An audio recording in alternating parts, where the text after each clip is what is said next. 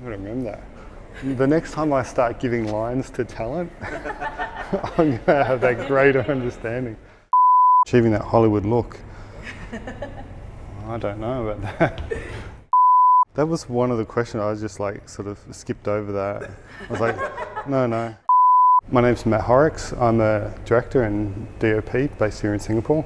I shoot mostly commercials. I have a broad history in shooting drama, features, and in my early career, short films.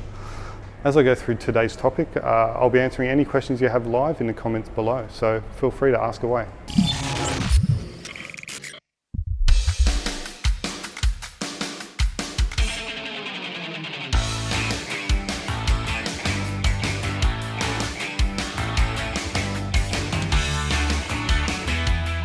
So when I work as a cinematographer or director of photography, sometimes I do that in conjunction with while I'm directing, which I don't recommend young filmmakers to do. It's a massive task, but often I'll shoot for other directors. So as a director of photography, when I'm working for somebody else, my involvement in pre-production is a lot less. So I have a less preparation time. So as a director of photography, you have to understand that the directors come on with a ton of time to really prepare what they want to get out of the shoot. So it's important to listen to the director. Ultimately, you're there to support the director's vision. So you need to understand really quickly what it is he wants to achieve from the film. So that's kind of the pre-production phase of it. So you read the script and you understand what the director wants from each scene. At its base level, cinematography is a simple art of capturing light onto a film sensor or digital sensor. In a broader aspect, it's understanding what goes into capturing that light. The lighting, the movement, the exposure, and the coordination of all the people on that film set to give you that image that you're after. Further on from that, when it comes to shooting, your responsibility increases exponentially. Now, depending on the style of the director you're working with or the experience of the director, they will most likely rely on you for a hell of a lot. You're their right-hand man. So they'll ask your opinion. What do you think of this? Should we shoot this first? What do you suggest? So as a DOP, you need to be prepared to have those answers. So look at a scene and go back to the script and understand what you're trying to achieve from the scene. And if the director is moving in an area that you think might not work as well as somewhere else, then suggest that to him. You know, it's you're offering up your ideas and your expertise as a visual communicator to get the best out of the scene. And you need to understand that you are there to support that vision of the director, but you are there to get the best out of each scene. So you know that's kind of the broader responsibility as the DOP. But then you are also, when you get to the more technical aspects of it, you're responsible for the lighting, you're responsible for the camera movement.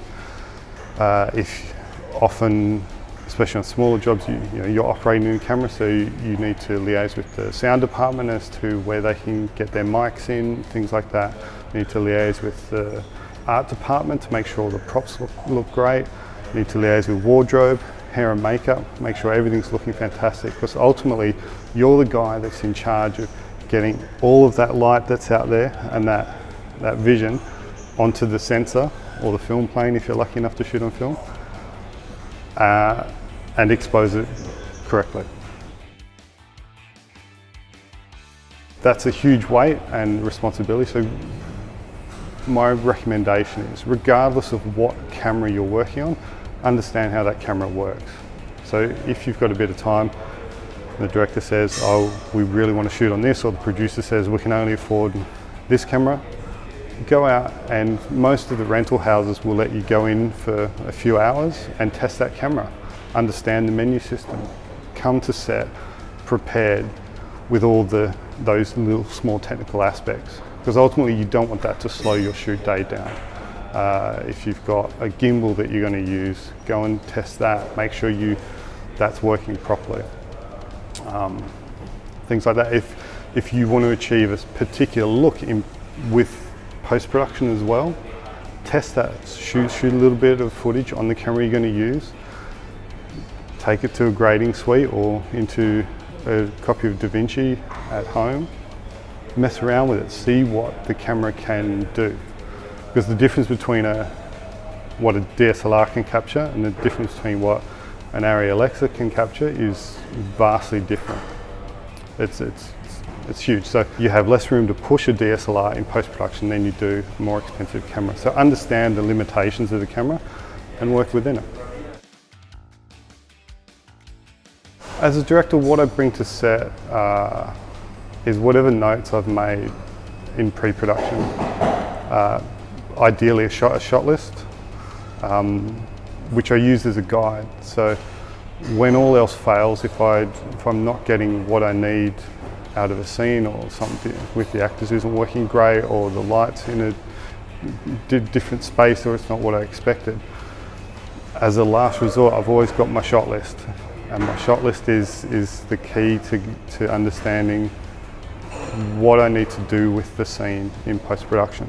So, you know, I've written down the scene in my head, listed out all the shots, understood the way it's going to be edited.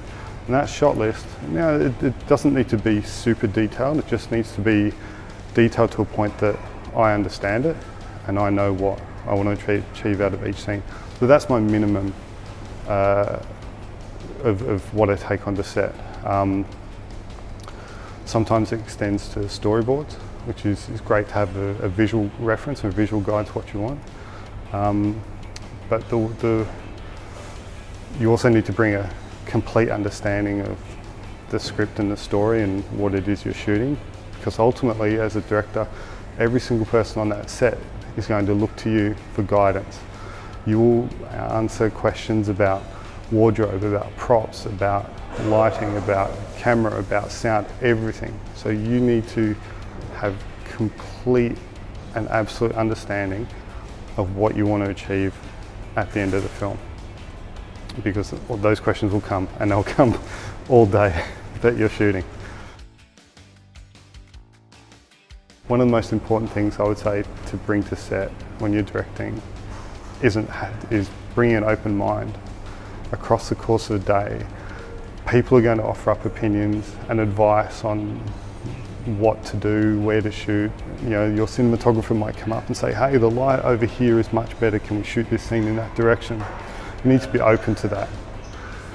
You don't have to take everybody's advice or opinion, but it's incredibly respectful to listen to those people and to be open to some genius idea that may come at you, because you never know where that'll come from. So yeah, that's what I recommend. Open mind and a good attitude, very important. So when you're working with a director, obviously at times you're going to have to work with actors. Now, understand that actors aren't just props that you're pushing around saying the words that you've written or the writer's written. Actors are artists as well, and what they can bring to a scene sometimes are things that you never imagined. So really see your relationship with the actors as a collaboration. You know, ultimately they want to look the best that they can, and they want to give the best performance that they possibly can on screen. So be prepared to listen to them. If they have studied the character, as they should, then they may offer up some words or actions that you didn't think of as a director that is more in tune with what they believe the character to be. So again, it goes back to that point of having an open mind. Be prepared to listen to them and collaborate with those actors. Now, if they're suggesting things that go way beyond or in a different direction to what you want to do, be articulate about that. Explain to them that you don't want that character to do this because of X, Y, and Z. Give them a reason. So as long as as you treat them with respect and treat their opinions with respect and listen to them, then that relationship builds trust. And when the two of you trust each other, then when you ask the actor to do something that they might not have been prepared to do, they will trust that you understand that's what's best for the film. Shooting in public spaces presents many great challenges. One thing is usually shooting outdoors, you're at the mercy of the weather and the elements. So if you do plan to shoot in a public space, be prepared to have a weather contingency. So if it pours with rain, either you're prepared to give the actors umbrellas and continue shooting and make sure the equipment's kept dry, or you can relocate to an interior somewhere and go and shoot a different part of your film. So wet weather coverage is important. Obviously you get restricted with what you can take into a public space. So I can't turn up to Orchard Road and lay 100 feet of dolly track and have 1,000 lights out, because that's going to block public access. And I believe as long as you aren't restricting public access or people's pathway or walkway, then you can shoot in most spaces here. So don't be afraid to kind of really look for some of those areas that would be the ideal locations for you. But at the same time, be respectful, be incredibly respectful that you might be stepping on a property that's owned by somebody else. And if security comes along and asks you to move along, don't argue, explain the situation. Sometimes they might let a student film continue to shoot, but most times permits are required and things like that, so they'll ask you to move on. So be respectful of that, move on, come up with a plan B. Always have another option available to you, so that if your first ideal situation falls through, you can go to your backup. When you're using lights for exterior shoots, obviously there's nowhere to plug in, so you'll need to take a generator with you. But again, generators make noise, and not everybody wants a generator on their front lawn or in a public space. So you need to be aware of what you can use and what you can't use in certain areas. The other thing is, if you have a massive crew, then you don't want to block access to buildings, and it goes back to blocking people's pathways. But if you're shooting a student film, if you're in a small crew, go for it. If a small camera, 1 or 2 lights, and a couple of actors, you can probably shoot most areas that you want to shoot in public. Just be aware that there may be background elements that you can't control. So if you're in a big crowded area and somebody looks down the lens, you can't control that. You can't go and ask the general public to keep quiet, stay out of shot, things like that. So that is the biggest single piece of advice. Be respectful of other people and other people's property, and you'll be surprised. You may just get the shots that you need.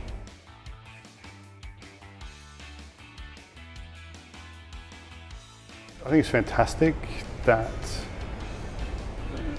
great gear is so accessible, because it means there's a young cinematographer out there who could be watching this, who could be the next huge, amazing, legendary DOP. And he might not have had that chance back in the day when we used to shoot on film, and there was kind of a progression of getting to shoot on good gear.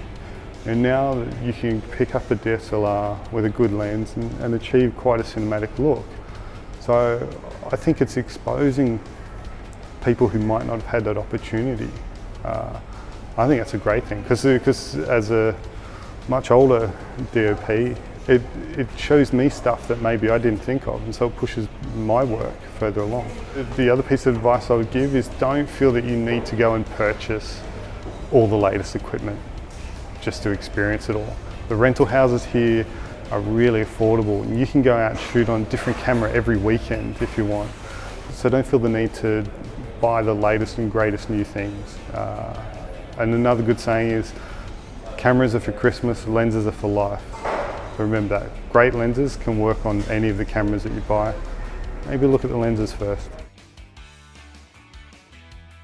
One other piece of advice, if you can only afford to pay for one crew member, pay for a sound guy. Because when it comes to watching films, and do it yourself as an experiment, something can look terrible. It could be shot on a Handycam, it could be shot on an iPhone. Something can be acted poorly. Something can have not a great story, but it's still watchable. All those things, you can still get drawn into it.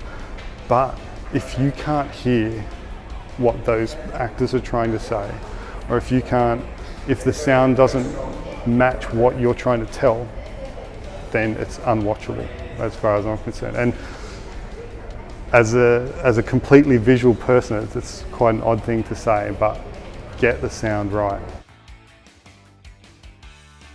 The way to stand out now is the way to always stand out. Have a great story. Ultimately, you can shoot on the worst camera. You could be in the most terrible locations. If your story is amazing, people will be drawn to it. So just focus on that. Focus on the character development. Focus on what you want to tell with that film, because that's what you're doing as a director or a DOP, as a filmmaker. You are a storyteller.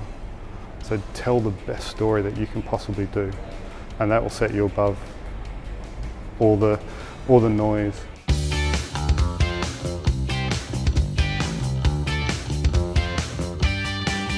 So I'm going to be answering any questions you have now, so remember, in the comments below, ask away.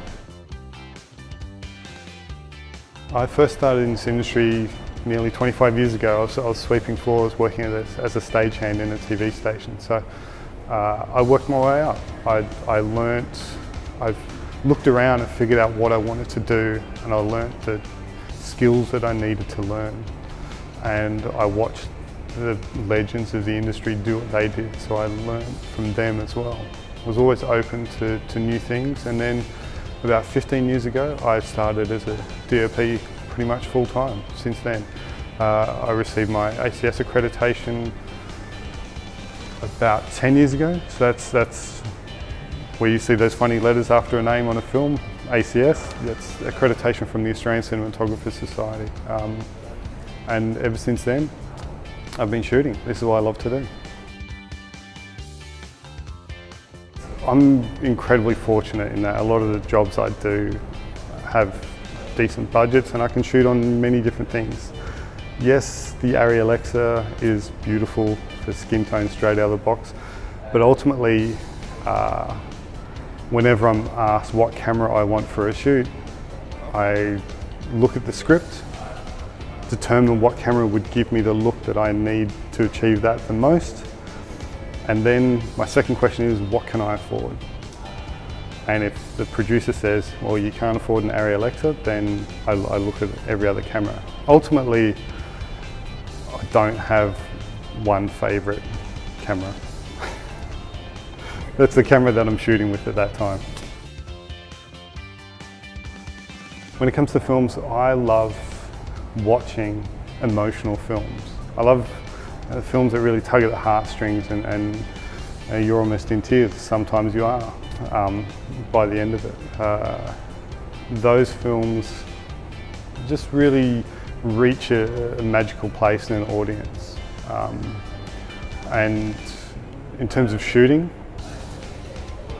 I guess those dramatic emotional films are what I love shooting most, you know, where you're shooting intimate portraits of people and of actors, and getting really deep into characters. I think that's a truly magical aspect of filmmaking.